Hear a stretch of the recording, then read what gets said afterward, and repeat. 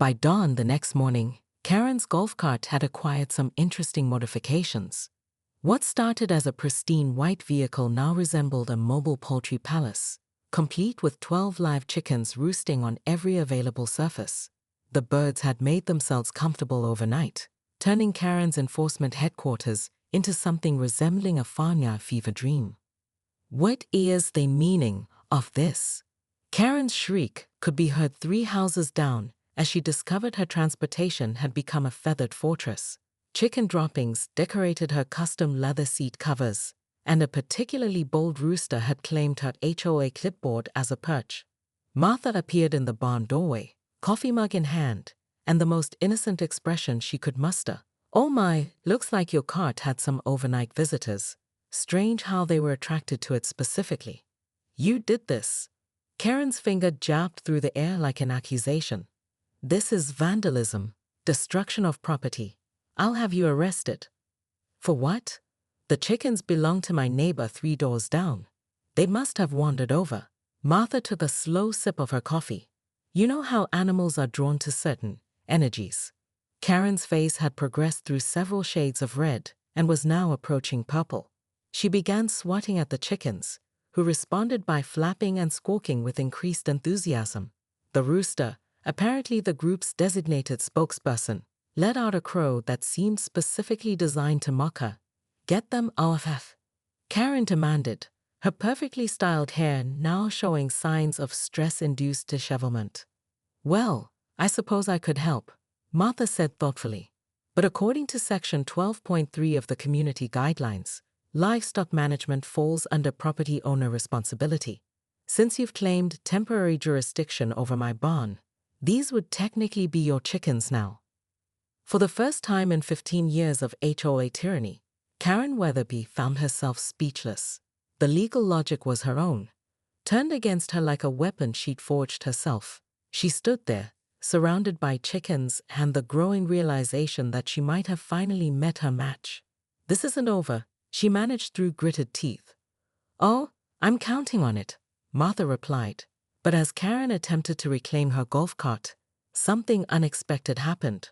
One of the hens, a particularly maternal Rhode Island Red, had apparently decided Karen needed protection and refused to leave her shoulder.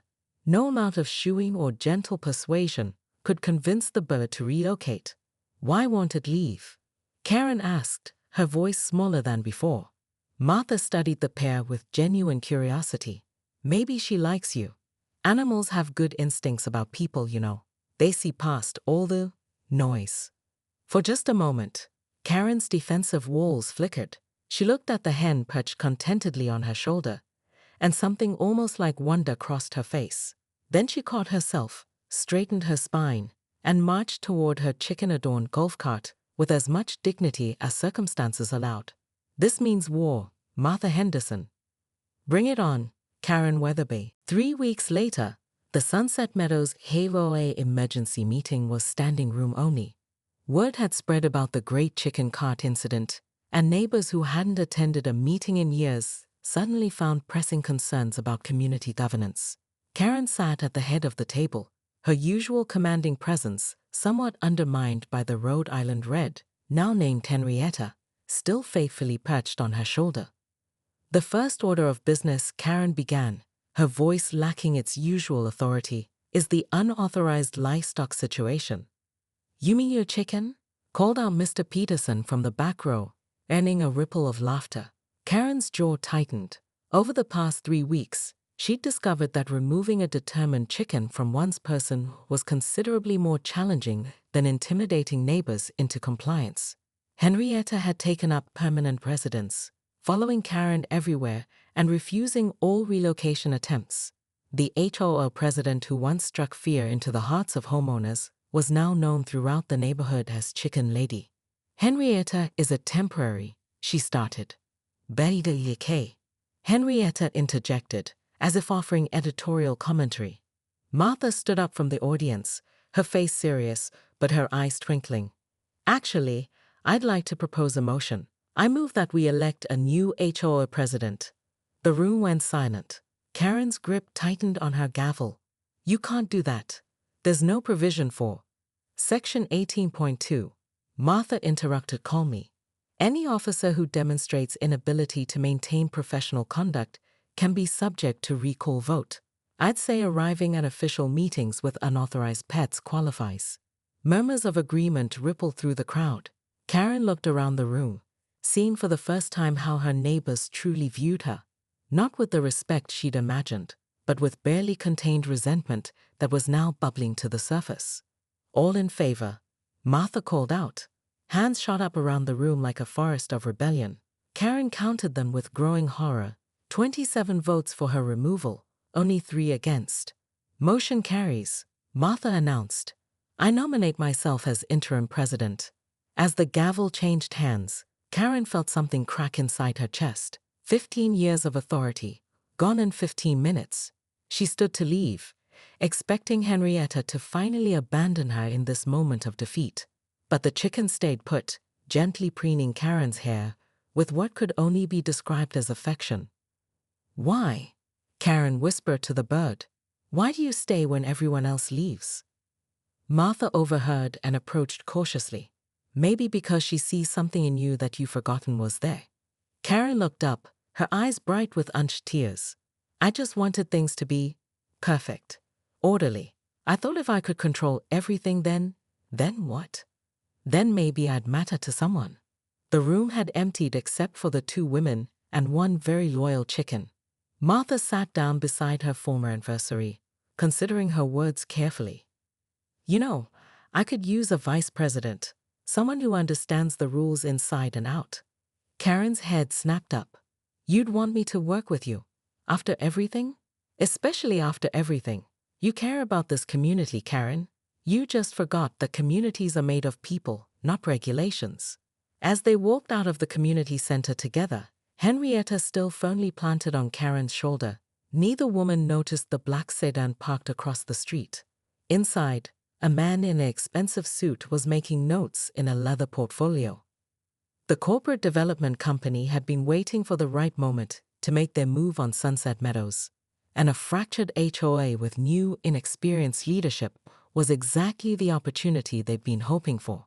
Karen Weatherby's reign might be over, but her biggest battle was just beginning. Karen Weatherby's perfectly manicured fingers gripped the steering wheel of her pristine white golf cart as she backed it directly into Martha Henderson's century-old barn, without so much as a knock on the door. The red paint on the barn's weathered siding scraped against her cart's spotless exterior, leaving a streak that would have sent most people into apologetic overdrive. Karen simply adjusted her oversized sunglasses and began unloading boxes of HOA violation notices. Excuse me. Martha's voice cracked with disbelief as she emerged from her vegetable garden, dirt still clinging to her knees. What exactly do you think you're doing in my barn? Temporary HOA headquarters, Karen announced without looking up from her clipboard. Section 4.7 of the Community Guidelines clearly states that any structure over 200 square feet can be requisitioned for community use during emergencies. Your property taxes are 3 days late, which constitutes a neighborhood crisis. Martha's jaw dropped. 3 days? The payment isn't even due until next Friday. Early payment was implied in last month's newsletter. Karen's voice carried that particular tone she perfected over 15 years of HOA presidency, the one that suggested everyone else was simply too dense to understand obvious logic. Besides, I've already set up my desk. Indeed, she had. A folding table now occupied the center of the barn, complete with a laminated sign reading HOA Inforsi Mint Division, and a small potted cactus that looked as unwelcoming as its owner. Karen's golf cart was parked perpendicular to the barn door, effectively blocking Martha's access to her own property. This is insane, Martha muttered, pulling out her phone. I'm calling my lawyer. Go ahead, he'll tell you the same thing I am. The community covenant supersedes individual property rights when it comes to neighborhood integrity. Karen began arranging manila folders with military precision. Now I'll need you to move those gardening tools. They're cluttering my workspace. Martha stared at the woman who had somehow transformed her peaceful retirement refuge into a bureaucratic nightmare. The barn had been in her family for 3 generations, housing everything from prize-winning Holstein cows to her late husband's vintage Ford pickup. Now it smelled like Karen's aggressively floral perfume and administrative authority. "You can't just." "I can and I have," Karen interrupted, finally looking up from her paperwork. Behind her designer sunglasses, her eyes held that gleam of someone who had discovered a new weapon in her ongoing war against neighborhood non-compliance. "I've already identified 17 violations just from this vantage point. Your fence posts are half an inch too tall. Your mailbox flag is facing the wrong direction. And don't get me started on that unauthorized herb garden." Martha felt something shift inside her chest. Not quite anger, not quite panic, but something altogether more dangerous. She looked at Karen's golf cart, parked so smugly in her barn like a declaration of war, and made a decision that would change everything. "Fine," she said quietly. "Make yourself comfortable." Karen smiled triumphantly, completely missing the new gleam in Martha's eyes.